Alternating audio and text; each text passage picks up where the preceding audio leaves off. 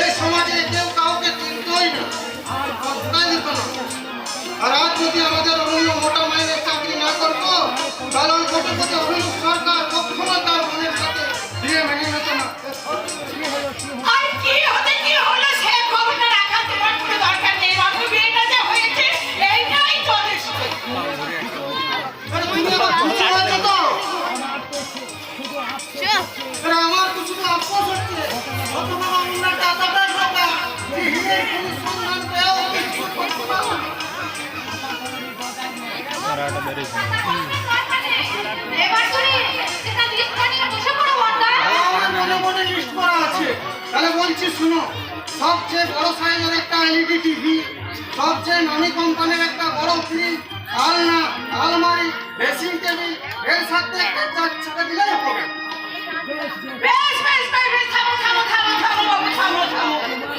তোমার ওই যৌতুকের লিস্ট শুনে না আমার মাথাটা ঘোরাচ্ছে।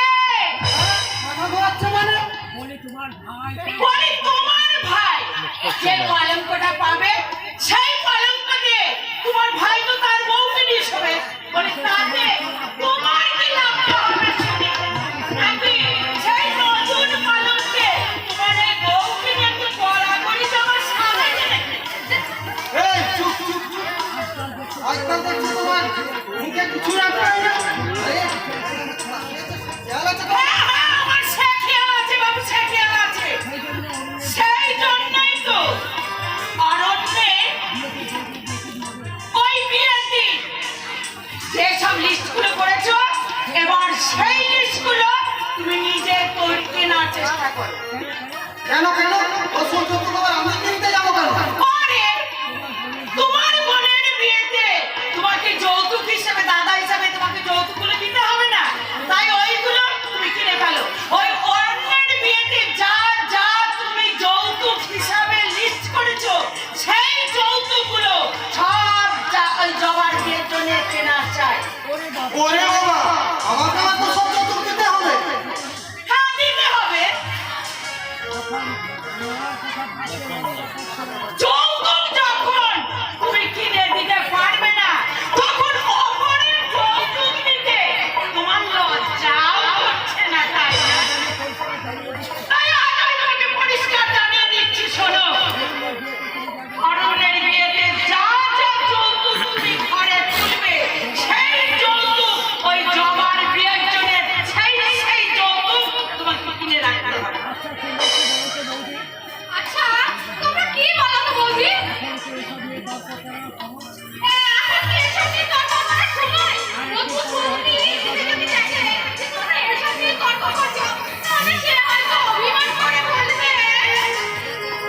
অভিমান নয় রে বউ, বরং আজ আমার নিজের উপর হাজারটা অভিযোগ।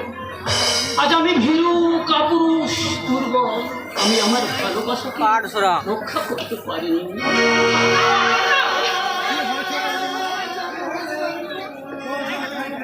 তোর মাথায় ব্যান্ডেজ কেন? তুই একা কেন ভাই? অরণ্য, তুই একা কেন ভাই? তোর বউ কোথায়? তাকে তুই সঙ্গে করে নিয়ে এলি না কেন? বল ভাই বল। হারিয়ে গেছে বৌদি, হারিয়ে গেছে। শুধু আলপনায় আজ আমার জীবন থেকে হারিয়ে যায়নি বৌদি। আজ আমার জীবনের সুখ, হাসি, আনন্দ সব হারিয়ে গেছে বৌদি। আজ আমার স্বপ্নের প্রদীপটা নিভে গিয়ে আজ আমার জীবনে জমা হয়েছে শুধু রাশি রাশি অন্ধকার, রাশি রাশি অন্ধকার। এ তুই কি বলছিস অরণ্য? এ তুই কি বলছিস ভাই? এসব কি আবার তোমার বলছি? হ্যাঁ রে বল, বল অরণ্য বল, বল ভাই, চুপ করে থাকিস না। বিয়ে করতে গিয়ে কি এমন ঘটনা ঘটেছে যে তুই এইভাবে বিধ্বস্ত হয়ে ফিরে এলি? বল ভাই। তোর মাথাটা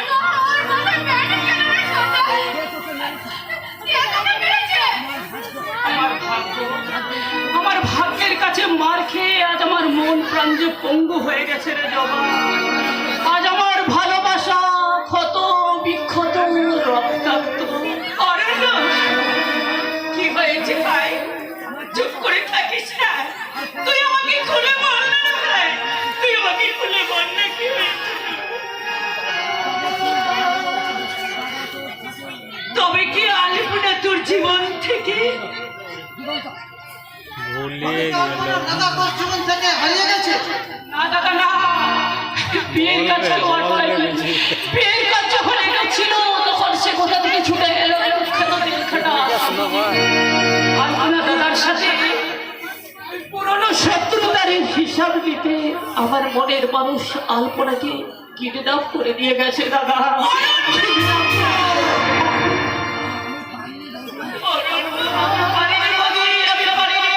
চোখের সামনে মুহূর্তটা আলপনাকে তুলে নিয়ে গেল, অথচ আমি কিছু করতে পারলাম না, করতে পারলাম না।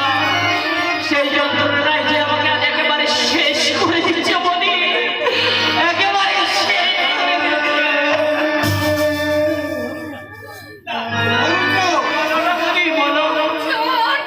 আমি কি করি, কেমন করে উদ্ধার করবো আমার আলপনাকে? ওই শয়তানটা যদি আমার আলপনার করে চরম ক্ষতি করে দেয়, তাহলে তো আমি একেবারে পাগল হয়ে যাবো বলি, একেবারে পাগল হয়ে যাবো। এসব কি আমার তোমার কথা বলছি?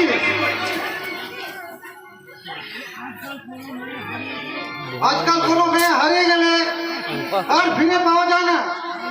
তাই দেখবি কোনো দুষ্ট চক্করের হাতে পড়ে সে বিদেশে পাচার হয়ে গেছে। চুপ করো দাদা, চুপ করো, তুমি ও কথা বলো না দাদা, ও কথা বলো না। আমি যে শুনতে পারছি না দাদা, আমি যে শুনতে পারছি না। এ কথা বলতে আমারও ভালো লাগছে না রে ভাই, তবু এটাই বাস্তব। তাই বলছি তুই আলপনাকে একটু একটু করে ভুলে যা, আমি আবার তোর ভালো মেয়ের সাথে নিয়ে যাবো। কি বলছো তুমি? তোমার কি মাথা খারাপ হয়ে গেল? কি বললে দাদা? আমি আলপনাকে ভুলে যাবো? চাঁদ কি কখনো রোশনাকে ভুলে থাকতে পারে? ভ্রমণ কি কখনো ফুলকে ছাড়া বাঁচতে পারে? তাছাড়া তুমি কি পারবে দাদা নদীকে ভুলে তোমার মনে অন্য কাউকে জায়গা দিতে? ও সব পারে, আর অন্য সব পারে, ওর মন বলে কিচ্ছু নেই ভাই। কিন্তু আমার তো আছে বধি, আমার তো আছে, যে মনটাকে আমার আলপনা তোর প্রেমের আলপনা দিয়ে সাজিয়ে দিয়ে গেছে, যে মনের মণিকোঠায় আলপনা আমার ভালোবাসা চিন্ময় প্রতিমার প্রতিমূর্তি হয়ে বসে আছে, সেই মনটাকে আমি কেমন করে সান্ত্বনা দেব বলি, কেমন করে সান্ত্বনা দেব?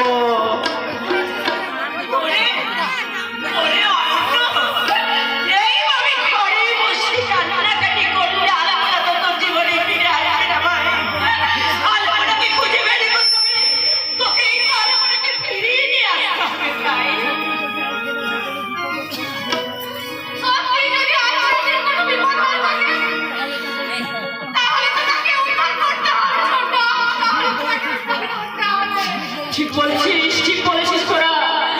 আমি চোখের জল ফেলে নিজেকে দুর্বল করবো না, আমি খুঁজবো, সারা দুনিয়া তন্ন করে খুঁজবো।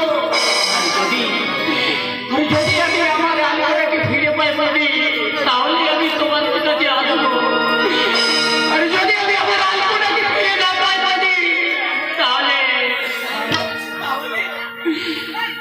ভেঙে যায় খেলা ঘর।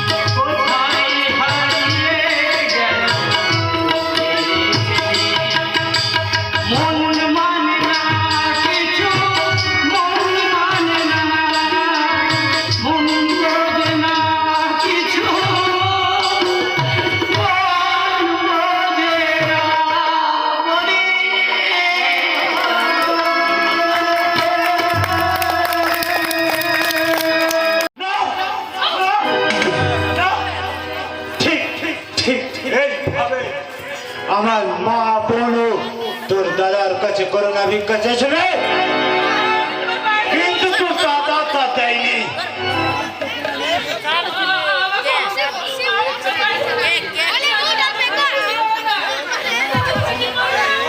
না, কোনো ক্ষমা নেই। তোর দাদা শুধু আমার পরিবার, সেই সাথে খুন করেছে আমার বিবেক মনুষ্যত্ব। তাই তাই বিবেক মনুষ্যত্বের চাদরের মতো কোনো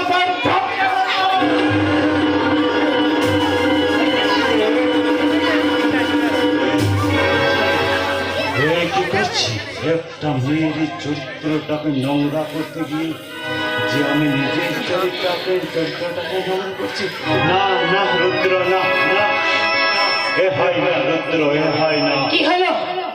থাকলে কেন? তুমি তোমার প্রতিশোধের জ্বালা মেটাতে আমার দেহটাকে চিরে ক্ষত বিক্ষত করে দাও। এগিয়ে এসো। থাকলে কেন?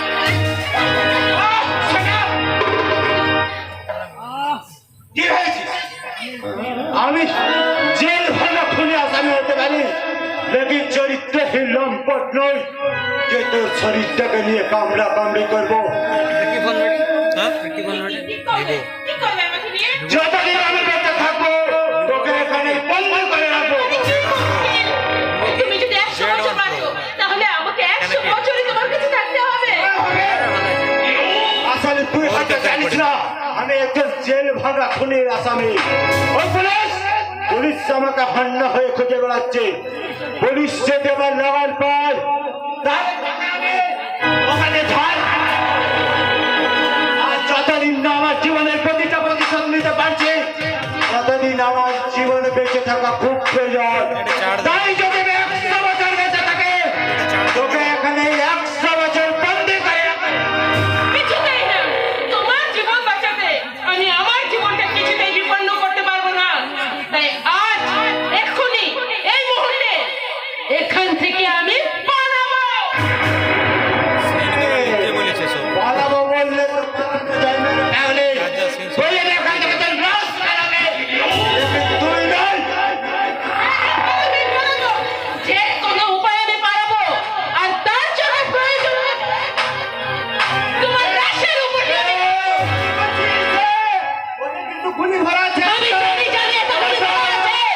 আর এখন থেকে পালানোর জন্য একটা গুলি যথেষ্ট।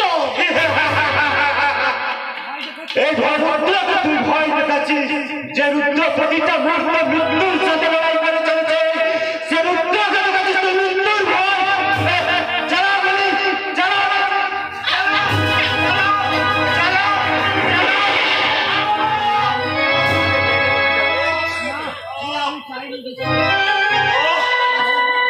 বিশ্বাস করুন, এটা আমি তো শুধু ভয় দেখাতে চাইছিলাম। আমি গুলি ইচ্ছা করে চালাইনি। বিশ্বাস করুন, আমি কি করি? আমি না কিচ্ছু হতে দেবো না। আমি এক্ষুনি না আপনাকে ডাক্তারবাড়ি নিয়ে যাবো। এই, তোর কি মাথা খারাপ হয়ে গেছে?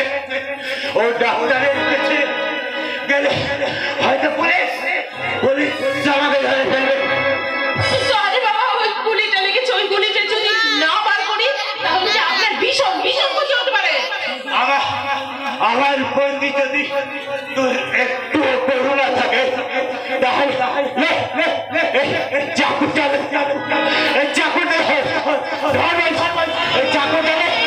চাকুটা দিয়ে আমার গুলিটা বের করে দে। এই চাকুটা করে চুরি চালাবো। হাতটা যেতে না বাইরে ফেলতে চালিয়ে দে।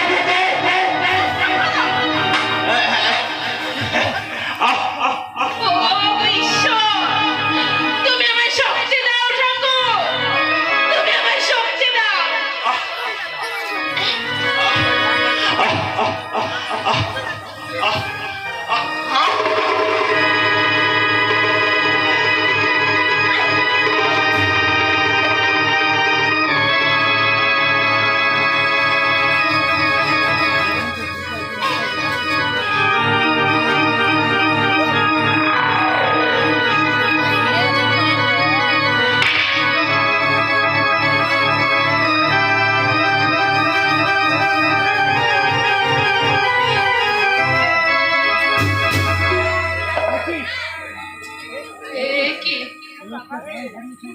লোকটা যে জ্ঞান হারিয়ে ফেলেছে। এই সুযোগে আমি এখান থেকে পালিয়ে যাই। হ্যাঁ, আমি এখান থেকে পালিয়ে যাই।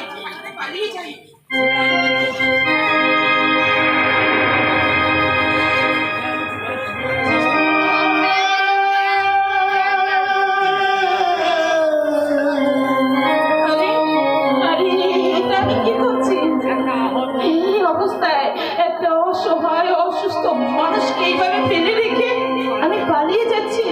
আরে আমার তো মনে হয় ও সত্যিকারের খারাপ মানুষ নয়।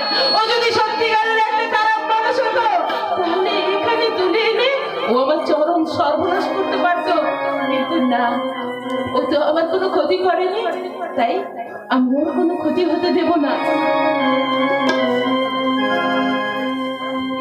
আজকের পর থেকে ও যতদিন না সুস্থ হয়, যতদিন না ভালো হয়, ততদিন পর্যন্ত আমি ওর সেবা করে যাব।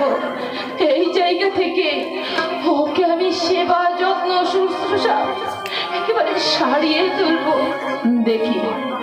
দেখি ওই বিধাতা পুরুষ আমার কপালে কি লিখেছে, আমার পরিণতি শেষ পর্যন্ত কি হয়, এটাই আমি দেখবো।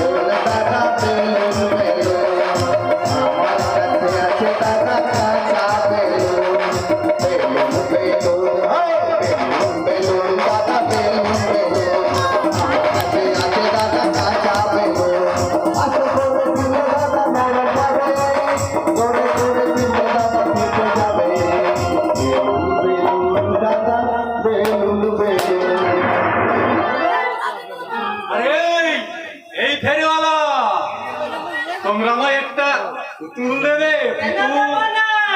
দাম দিলে তো পুতুল দেবো। কি পুতুল চাই? আমাদের কাছে নেতাজির পুতুল আছে। নেতাজি মানে সেই নেতা, জানলি? আলতু তুই জানিস? আরে নেতাজি মানে তো নেতা। না গো না, আমি সেই নেতার কথা বলছি না, যে নেতার কোনো দল ছিল না, যে নেতাজি, আমি নেতাজির কথা বলছি, যে অন্যের গ্রাস কেড়ে নিত না, বরং জনগণের কথা ভেবে সে নিজে অভুক্ত থাকতো। যিনি বলেছিলেন, তোমরা আমায় রক্ত দাও, আমি তোমাদের স্বাধীনতা দেব। তোমাদের রক্ত আমরা চুচে খাবো।